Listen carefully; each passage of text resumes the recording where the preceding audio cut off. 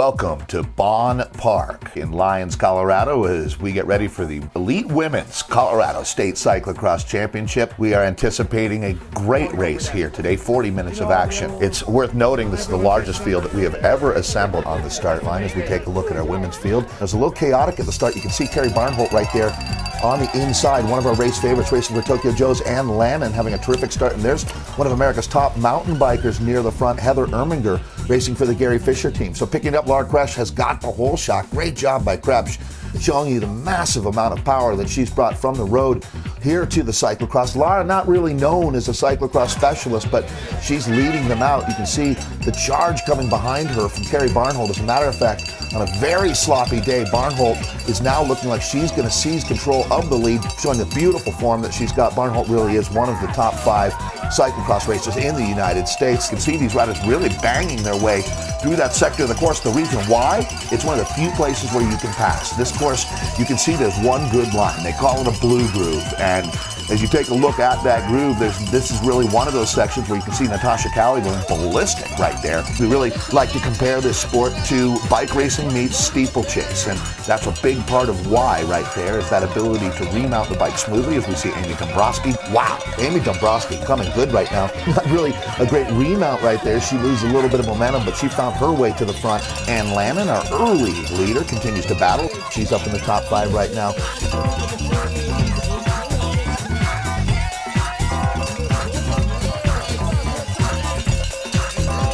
Racing for the University Bikes team is Becca Menke, looking good there. Menke new to the Colorado scene this year. This is her first Colorado State Championships. As we look at what was a very challenging course today, no question about it. And they're trying to nail back Carrie Barnholt. That in yellow is Laura Krebs, but look at this, is Dombrowski sensational. Just going to the whip right there, finding the energy to pass. Looks like Krebs maybe even giving Dombrowski the good line here. And as she does, Megan Monroe is coming hard. There is Allison Powers. I believe this is her second cyclocross race of the year. Flashing forward to the front. And it looks like Carrie Barnholt is relentless in her pursuit of a Colorado State Championship here. That was Velobella rider Amy Dombrowski, and now we're looking at the back of Laura Krebs as she brings it back up to speed. You can see how the cyclocross really, it's about being able to carry your momentum through these sections. As Megan Monroe does a good job, you can see the riders behind her as Nicole Duke there. That is Ann Lannon now. Ann Lannon, one of the stylistically best riders in the field here. That's Shawnee Brenner finding her way back onto the pedals. It was 15 degrees at the start. Once again, updating our top 3. It is Carrie Barnholt on the front. Amy Dombrowski's moved up into second. Slotting in at third right now is Laura Krebs. You are looking at really what a lot of people are calling the future of cyclocross. Amy Dombrowski there, she comes through. Some of these ladies here working hard. Fans were out in force today. That's a big, big part of cyclocross. It's a 40-minute sufferfest. No question these riders go through intense amounts of agony over the course of this race, and having the fans out there cheering you on makes just such a big difference. We watch Shawnee Brenner continuing to work hard. There's Jen Tilley and Natasha Cowie. Danielle Holman on the Hot Tubes team is a 10-time national champion on the road and cyclocross bike. Holman, the youngest rider in the race. We talked about these riders' background. Well, Amy Dombrowski comes from the world of skiing, competitive alpine skiing, where she was sensational, and she's now heading to Fort Lewis College to compete collegiately on the bike. Carrie Barnholt is methodically picking this race apart lap by lap through one of the very treacherous, dangerous sections of the course. Riders were dumping through here constantly throughout the day. You're looking at our elite women's race, once again to bring you up to speed. Carrie Barnholt riding her own race, where Dombrowski being forced to chase Amy, hopping off the bike there. We look back at the riders now trying to chase back Dombrowski, is trying to get on this podium. It's going to be tough today. There's Krebs. She had a great start, and she's holding on. So as we pick up the action at the front, Carrie Barnholt continuing to dominate here today. I mean, she just looks so comfortable at this point. Barnholt, Dombrowski, and Lindsay Bishop. That is great to see. Bishop has found her way up into the top 3. This is going to be the ride of the year for Lindsay as she continues to chase that woman, Amy Dombrowski of the Velobella team. There is Bishop. I tell you, she has certainly made her mark today We not seen Lindsay out on the circuit all that much this year, but I think with this result at the Colorado State Championships, Lindsay Bishop is now truly a danger woman as we look at Boulder Cyclosport rider Nicole Duke up in the top 5, where she continues to battle with this woman, Heather Erminger. Large field took the start, probably the largest that we've ever seen in Colorado, with over 40 women on the line.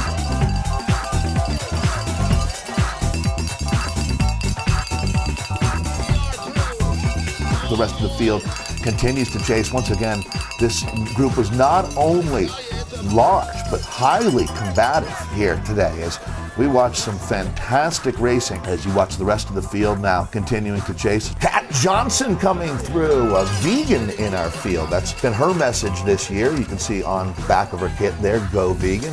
Barnholt continues to decimate this field. Carrie Barnholt has represented the United States already at the World Championships on the cyclocross bike and mountain bike through the 90s and 2000s. She's been one of the top 3 American riders, and she's doing it again here today. Dombrowski continues to chase. The gap has gone to about 25 seconds. It's even grown a little more. Dombrowski, unfortunately, did not have a good start because she's obviously got great form today. Lindsay Bishop, now Bishop in 3rd. They're all working their way through some traffic at this point. Riders with different techniques here. Every now and then you get stuffed as you make your way up to the barriers. 20-year-old Amy Dombrowski is still your silver standard.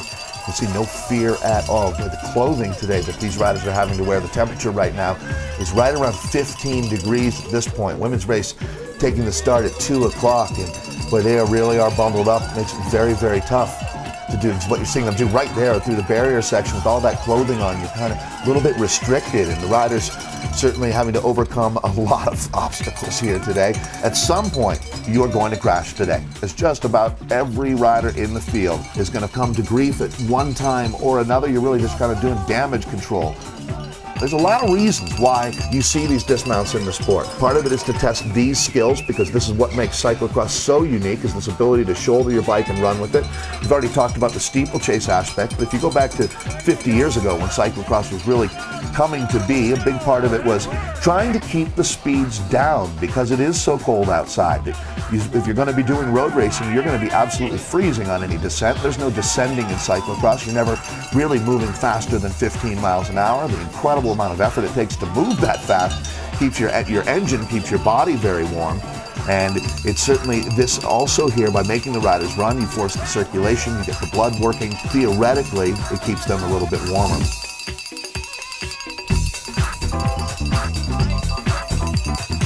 Oh, it's getting sketchy. Look at Nicole Duke right there as her bike starting to jackknife on her. There's another great story today. One of the fastest women in the country, that was Allison Powers of the Colavita team. As we take a look at Natasha Cowie, she's from Georgia originally, moving to Boulder and racing for the Bella team. They all come filing through the most challenging sector, including Shawnee Brenner, make their way over that barrier section. That's great form right there. As a matter of fact, you have to say that Danielle Hallman at 17 years old probably has technically the best skills in the field. And as she develops her engine, makes her way into her career, it's going to be very interesting to see. But you can see now the fatigue is really starting to wear on these riders. They've just been grinding away out there. Legs or your hands are starting to go numb. But that woman doesn't look like she's feeling any ill effects. Our leader remains Carrie Barnholt. Amy Dombrowski doing everything she can to try to bring her back.